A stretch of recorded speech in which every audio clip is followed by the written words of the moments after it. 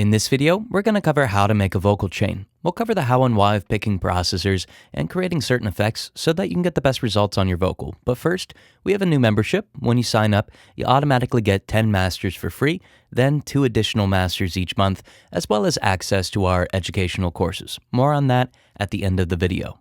First up, let's talk about why you should make all decisions in the context of the mix. So I mentioned this in our last video, but I'm going to mention it here as well. You'll need to create this chain within the context of the full mix. As soon as you solo the vocal and you start adding processing that way, you'll lose how the vocal and its processing interact with other signals. So some of these signals will mask or cover up parts of the vocal, and others will amplify parts of the vocal, so it's impossible to tell the true sound of the vocal chain if you only ever listen to it soloed.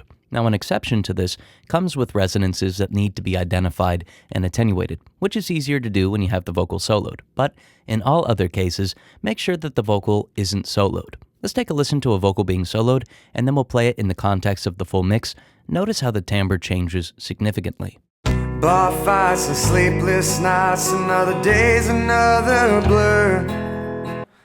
Anything to make me feel the way I did with her. I'll never miss the midnight show. Next up, I recommend that you know the sound you want first. I know this sounds kind of obvious, but it helps immensely to know the style of vocal you want first. Do you want a classic sound? Do you want one with a good deal of harmonics and distortion types indicative of classic records? Or do you want a more modern sound, one with a clean, bright, and upfront sound without the non-linearities of classic gear? There are definitely more options than this, but these two approaches narrow things down a lot. With that in mind, throughout the rest of this video, I'm going to create 2 vocal chains and try to match their sounds for the most part, while also embracing what makes them sound unique. The chains will stay the same, but the processors that I pick will vary, and you'll notice that as the video goes on, these subtle changes that they impart on the signal add up over time. So let's take a listen to 2 finished chains, first the classic and then the modern one, and then we'll detail how to achieve these step by step. Bar fights and sleepless nights, another day's another blur. Bar fights and sleepless nights, another day's another blur. I'll never miss the midnight show. Next, let's insert your first EQ. So the first processor to use on a vocal chain is usually an EQ. There's a reason why older analog consoles would have channel strips that would start with the mic's preamp, and then they would go directly to an EQ. An EQ lets you alter the sound of a signal more than any other processor, setting you up great for subsequent processors. So for the vintage sound, I'm going to use this Sweet Spot EQ by Pulsar Modular, and for the modern one, I'll stick with the Pro Q3. Now on the Sweet Spot EQ, I'm going to use a section in the bottom left to attenuate the lows before the fundamental. You could also use the high pass filter in the top left, but I am enjoying the sound of the shelf a bit more. I'll keep the setting to the low shelf, set the frequency a bit higher, which with this plugin is still pretty low, invert the band, and then I'm going to turn the gain all the way up. Now, it's a strange setup, but when I invert the gain, I create a cut, and then I need to increase the attenuation of the cut by increasing the gain. In the middle, I'm going to find some lows that need attenuation. After listening carefully, I dipped about 150 Hz by 5 dB. Now, this plugin doesn't behave in the way that you'd expect it to, so this cut is probably less than 5 dB. Now, this helped lower the fundamental frequency just a bit. Then, in the mids, I'll boost some of the vocal's clarifying frequencies around 2 kHz with a narrow band. This is going to help the vocal come forward, but I want to avoid amplifying it too much since my next processor is a compressor. So moving on to a more modern processor, the Pro Q3, I found that slightly different settings created a similar sound. Again, I cut the lows, but this time with a high-pass filter instead of a shelf. Additionally, instead of attenuating the fundamental, I boosted it very slightly. Again, I'll amplify the clarifying ranges around 2 kHz. Now, strangely, how I equalized the vocal, what I wanted more of or less of, changed between the 2 processors.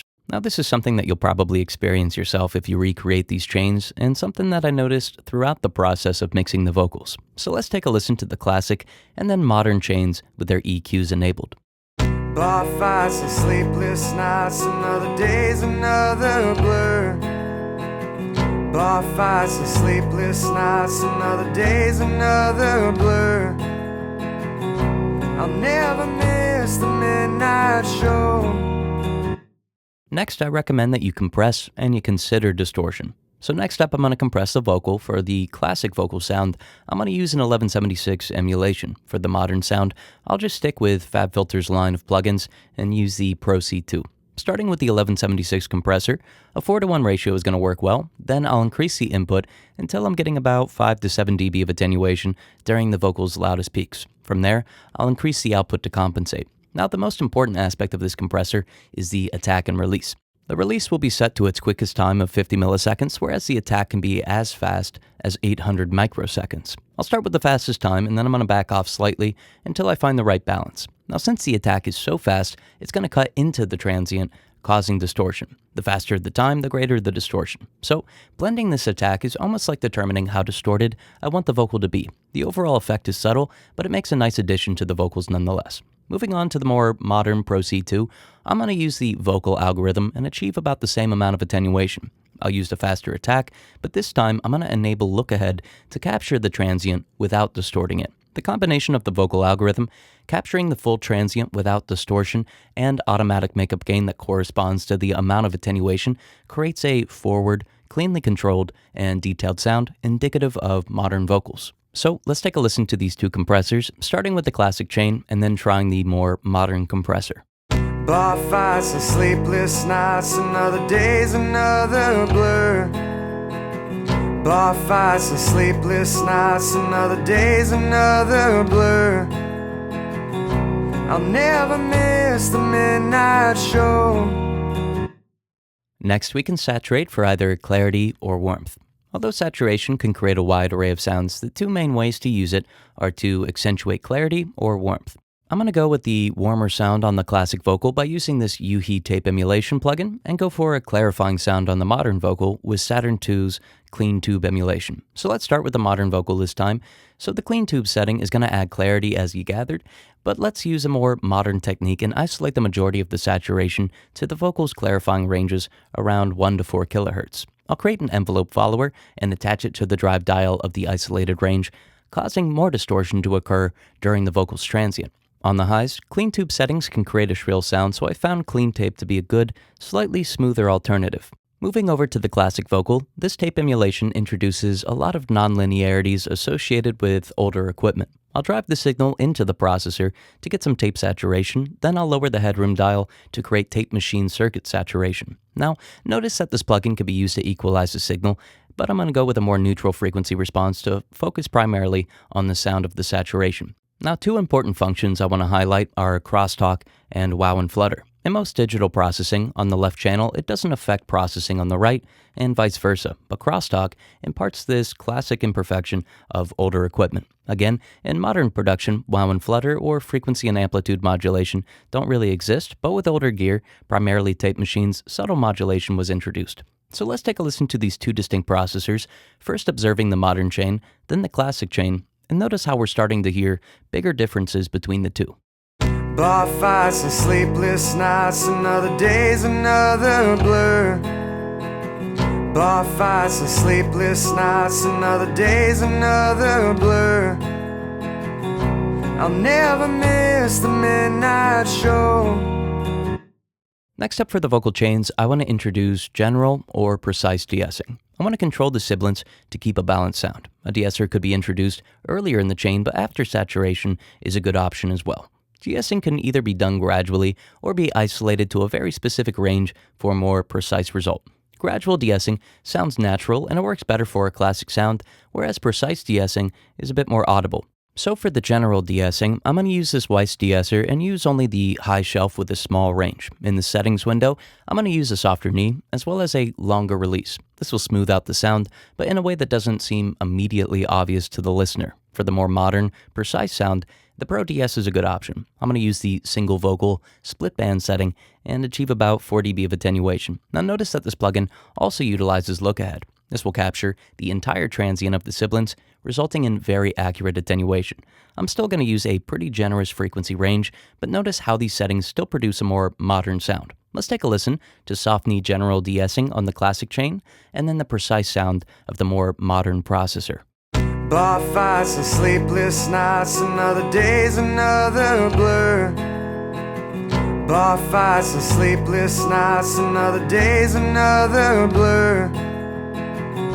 I'll never miss the midnight show.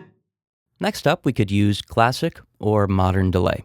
So after the vocal is dynamically and spectrally controlled, we could introduce temporal or time-based processing like delay and reverb. Keeping with the classic and modern chains that we're working on, we have a Roland Space Echo tape delay emulation on the classic vocal and FabFilter's timeless delay in the more modern chain. So let's start this time with the more modern chain.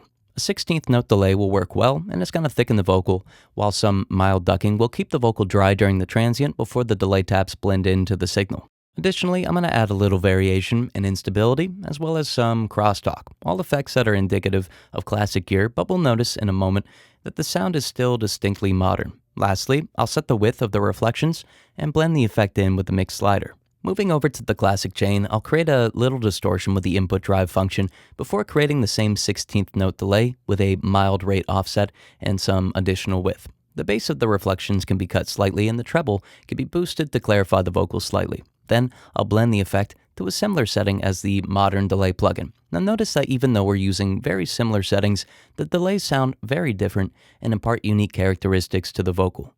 Bar fights and sleepless nights, another day's another blur. Bar fights and sleepless nights, another day's another blur. I'll never miss the midnight show. After delay, let's introduce classic impulse responses or an algorithmic reverb. So in my opinion, the best way to get a classic reverb sound is with an impulse response of older hardware. This plate impulse response is going to work well, and if you don't have one immediately available, there are a lot of free impulse responses online if you do some digging. Then most DAWs also come with a stock impulse response loader or convolution reverb. By placing the reverb after our delay, the delay reflections are going to be reverberated as well, causing a dense and cohesive sound. Algorithmic reverb always has a more modern sound, at least to me, even when emulating classic gear. With the Pro R, I'll pick this Vocal Gold Room preset, then adjust the decay time until it works for the vocal. Now I noticed that this reverb is a lot more audible than the impulse response, so I set the mix a little bit lower to create some similar amounts of reverb between the two chains. So let's listen to both chains, starting with the modern and then the classic. Notice how by this point in the chain, the reverb really accentuates the differences between the two. Bar fights and sleepless nights, another day's another blur. Bar fights and sleepless nights, another day's another blur. I'll never miss the midnight show. Last up, let's end the chains with EQ. So ending a chain with EQ gives us the control that we need to blend the vocal in with the mix. Due to its placement, it adjusts everything that we added to the vocal, reverb, and delay included. I'll use the sweet spot EQ on the classic vocal again and attenuate some of the lows that were added with previous forms of processing. I'll dip 400 Hz, boost a little of 2 kHz, and boost around 16 kHz. Then with the shelf on the right, I'll add a little air to the vocal to give it a brighter sound. Notice that the changes we're using here are subtle when they're compared to the first insert of this plugin. Now, whereas the first insert addressed problems, this insert is more or less shaping the vocal. On the more modern chain, I'll insert the Pro Q3. I'm going to use very similar settings with the addition of a small dip around 200 Hz, but in a moment, we'll notice how drastically different these two chains are. So let's take a listen and notice how even with similar processors, routing, and settings, we can get entirely unique sounds when creating our vocal chain. Additionally, use these chains and the concepts as a good starting point for your vocal chain and know that you can deviate from them as much as you need. Bar fights and sleepless nights, another day's another blur. Bar fights and sleepless nights, another day's another blur.